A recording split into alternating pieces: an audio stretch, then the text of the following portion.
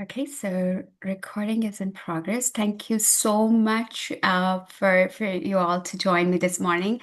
I really appreciate that, bringing your Sunday morning to my webinar. I appreciate that, and thank you so much. I welcome you all.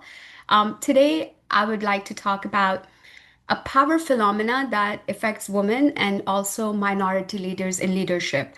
And we don't really often realize it, but we just hear it that, oh, you are promoted. So today I'm talking about a glass cliff. And I will start with something as an example. So let's say, you're working hard, you have been with a company for a very, very long time, and you're being invited and you're being asked in the boardroom to come in, and you see all these leaders laughing and smiling and saying, like, you know what? You are a perfect person to lead this high priority turnover for us, and we've been watching you, and your work is phenomenal. And suddenly you become very excited and you think like, oh wow, this has been so long overdue and it's time for me to shine. How my niece says, my time to shine. So, it's just that thing. And you're like, oh my, this is my big promotion. This is that one break that I was waiting for. And then the question comes is that your big break, or is it just a setup where they're positioning you for glass cliff? So what I want you to do is today, when we share these examples, I'll share with you. I want you to reflect back and see if it resonates with you, or if it has something that you've witnessed in your circle or has come across, but not realize that it is one thing that turns everything in our work environment for us, our career, our growth, our development, everything, right? Um, of course, the words are very flattering, but sometimes you want to say, why me and why now? So that's how the glass cliff begins. It's not just a feeling, it's actually a very real phenomenon. It was documented by researchers. Um, Many of us know glass ceiling, and we are very familiar with it. And glass ceiling is what? That invisible barrier that stops women or minorities from achieving or rising. But let's say you're so powerful and you're so strong and determined, and you break that ceiling and you reach that position, then what? What is next for you? You think you have accomplished it, right? But what really happens after that is that that breakthrough, that barrier, there is a glass cliff.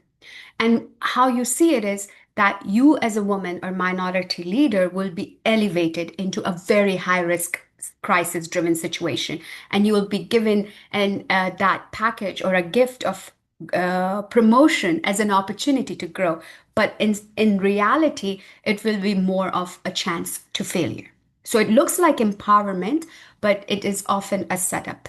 So, as I was saying, that there had been research done. One research that is very interesting, that I find very interesting, is by Professor Alison Cook and Christy Glass. They are from the University of Utah, and they had studied Fortune 500 companies and NCCA basketball teams.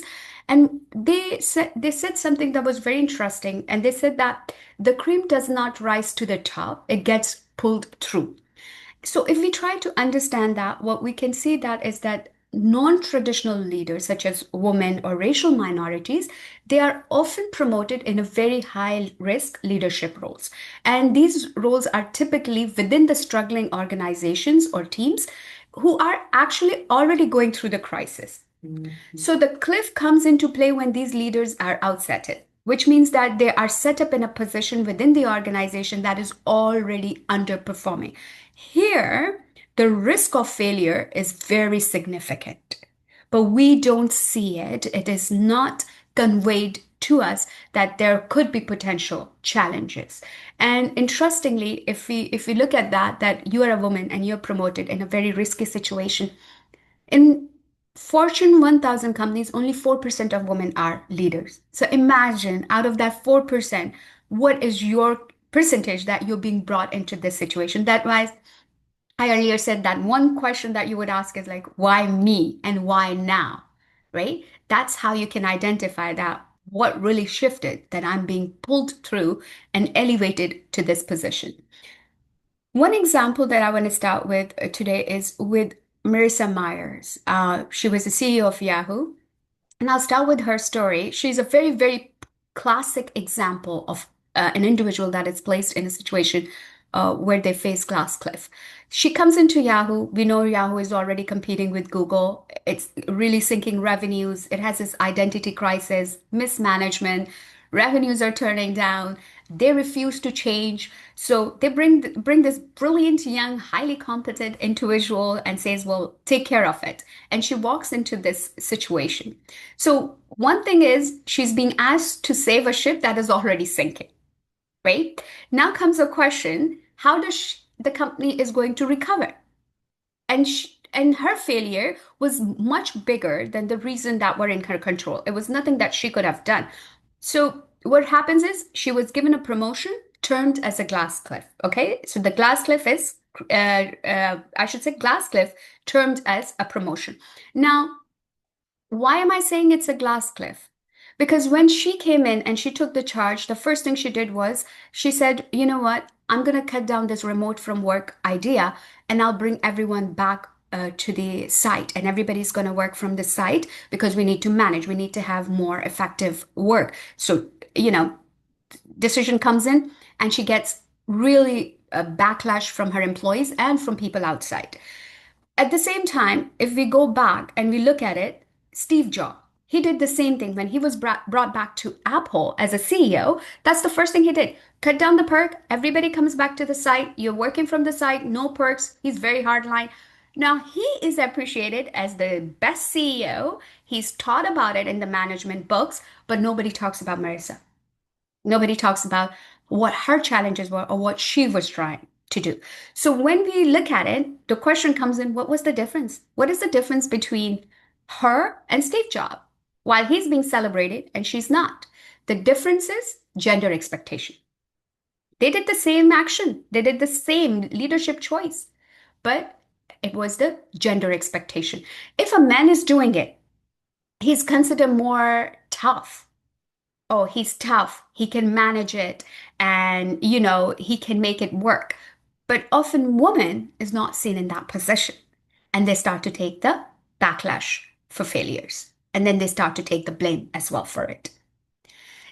So how should you say, well, Rafal, how Glasscliff and Big Break? You're making me confused. How do I know how it works? See, the definition of the glass cliff is the tendency when you get appointed as a woman or as a minority leader, and you are actually appointed when the company or organization is already in crisis due to their poor performances. So the risk of failure is very, very high. And they package it as big break because big break means what? An opportunity, an actual opportunity within the developed organization or stable organization for your career growth and success. So when we look at it in the context, the leadership role will be very high risk when you are being set up for failure. It will be very high risk, but it will often come with pre-existing crisis. So you will be doing the crisis management. And big break would be basically your advancement. So you have crisis, but you have a support team. You have resources. You have people that are mentoring you and providing you the support system to grow. So an example of a CEO appointed for a company that is going through bankruptcy, that's a glass cliff. But a standard promotion where you are put in a high level position within a stable company, that's your big career opportunity. That's the break you're looking at it. So risk of failure is higher and you know you're being set up, whereas a stable company, the challenges will come and go and you will be able along with your team to sort it out. So essentially a glass cliff is a very, very dangerous type of big break that companies will provide you, and leaders will seem like they are rewarding you for being overlooking you, but in actual it's not a reward. It's just that circumstances, they need a terminology that we use, they need a scapegoat, they need someone to be blamed. Another very interesting example that I would like to share with is with of Jill Stow. She was brought into J.C. Penney. They were already declining. There was a chaos in the company. Company was under debt. Their credit rating was very poor. When she was brought in 2018, the company was already in $4 to $5 billion debt. Their revenues were shrinking because they had less foot traffic and there was not much. She comes in, she says, I have a plan for renewal because you're pumped up. You want to make the change. She starts implementing things within the same year. In the third quarter, the company reported $151 million in losses, which is a big loss for a company. And then a year after, the sales 88% to 89% sales went down. It was not because it was her. The net sales went down because the company was already struggling. So she did planted few seeds of, so let's say like things like she did was refreshing the stores, improving e-commerce, getting a different category of merchandises. But it was not enough to turn the whole scenario around. And within 2 years, the company filed for Chapter 11 bankruptcy and she had to step down. Now, is it only in a specific industry or a specific country? No. Um, this can happen to anyone, anywhere in the world. Because what really happens is that you are giving a responsibility to an individual without really giving them the real power. That's what you're doing to your leaders, right? Other example, as I said, it's not limited to one industry, to one country. It can happen in the political environment. And very good example is the Theresa May from England. So she steps in 2016. She takes a position of the country. Prime Minister now imagine stepping into the toughest leadership role of the country's history. Why? Because UK at that time had voted to leave EU and they wanted to go through Brexit.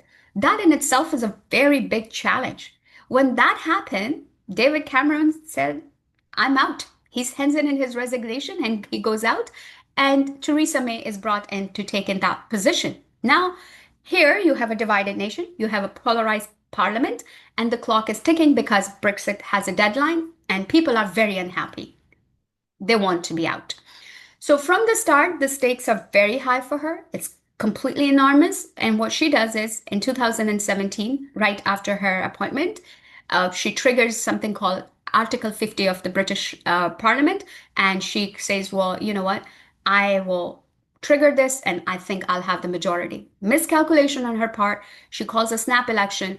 And guess what? Instead of gaining the power, she lost the parliament in the majority. So she had to then form an alliance. Now, where we are going with this is that you don't have the power, you don't have the support. You're still struggling. So for 3 years, she's going with the EU and back to the parliament. And she's saying, well, let's work the Brexit. Three times, not one, two, three times, her proposition in the UK Parliament was shot down. Why it happened? They just was opposing her. They were not satisfied with the work she was bringing. So in the election in 2019, 16 she comes in, 17 things started, 2019, it was the worst defeat in the history of, sorry, it was the worst defeat in the history of UK Parliament. She lost by 230 votes and she stepped down. And even up till now, interviews, I was a few months back watching her, and she said she did what she could do best in the given situation, right? But there was too much of chaos and too much of mismanagement in terms of people not trusting her and giving her the resources. So it's a very classic textbook example because you are given a leadership in crisis, you are burdened with the systematic challenges, you are ultimately blamed for the circumstances that are beyond your control. You couldn't deliver as a leader. So that's how it comes out. And again, when you are put in that situation, then you as a leader, how do you do? So the first we have to understand why they even do that to us, why they even put us in this situation.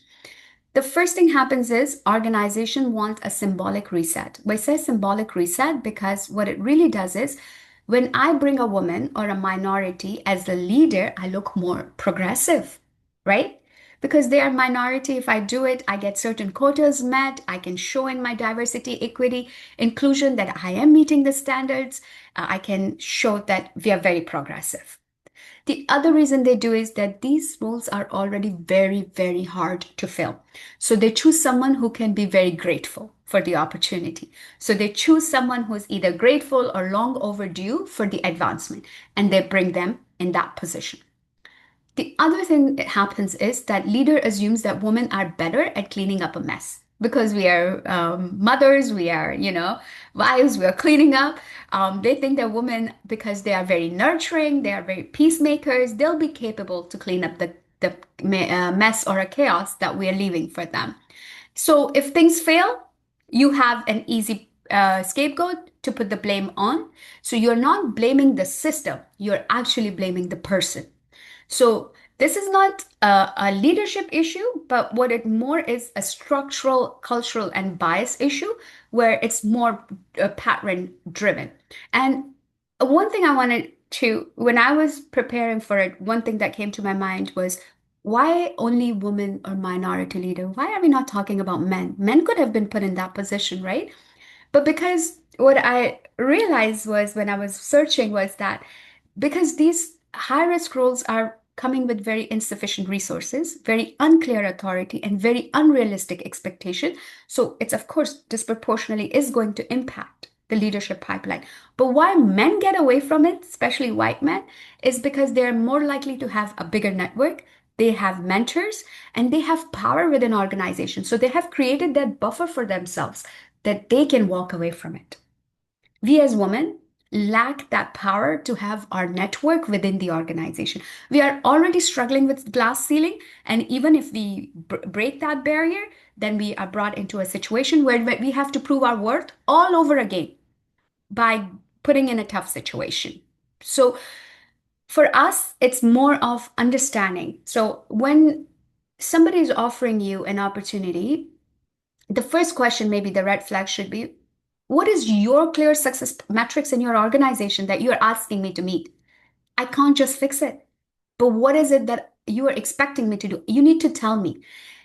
They might not give you a budget, they might not give you a team, or they might give you a budget and a team, and they might not give you authority at all. So you have some resources, but you not have all the resources that you need.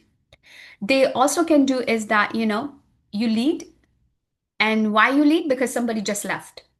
And it happened. It really happened with me personally. And it was not in the leadership, but it was in a position where somebody left and I was grateful that I had a job, right? Oh my God, I had a job to pay my bills. And then I realized that, oh my, everything was a dumping ground and I was a dumping ground. So what really happens is they praise you publicly with the cliche words like, oh, we appreciate the support you're bringing and, we really, and just tell us if you need a support. But when they say, let me know if you need any support, that's just a very hollow way of saying, don't come to me, figure it out on your own and you'll figure it out and do it. So basically, they praise you publicly, but they keep that distance privately. So what really is that when you are offered, the first thing you should ask is, what is the success for me? Of course, it's for organizing, but what is that real success for me? In 6 to 12 months, where do I see myself in given this position within these crises? Right? Is there a clear sign here for me that yes, I can move forward? The other thing is what resources am I being handed? Doesn't matter. You can be a CEO, but still you need resources. You need team, you need people, you need that opportunity to connect and say, well, you know what? If this doesn't work, who can I go to? Right?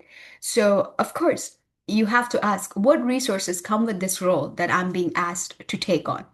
And what is the real current state right now that I'm being asked? Like, am I just being asked I don't have a magic wand. I'm a human being. I have the management studies or I am a CEO. I have experience. But is that the only thing that will be needed to put in this situation and fix it?